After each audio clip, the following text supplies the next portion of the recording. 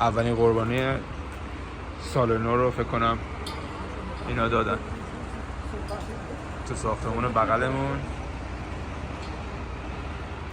جای آتیش گرفت. ببینم میتونم بگیرمش. اون بالا سوخت کاملا.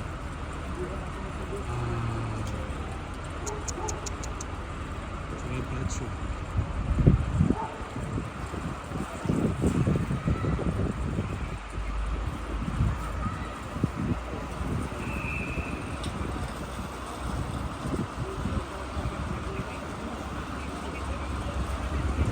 این پایین داشتن آتش بازی میکردن.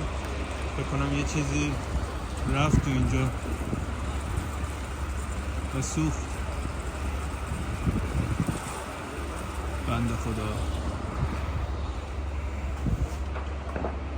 ما که همیشه پنجره‌مون بسته است، درمون بسته است. چقدر اون پایین رو پلیس بسته و کلی ماشین آتش نشانی و اینا اون برام بسته.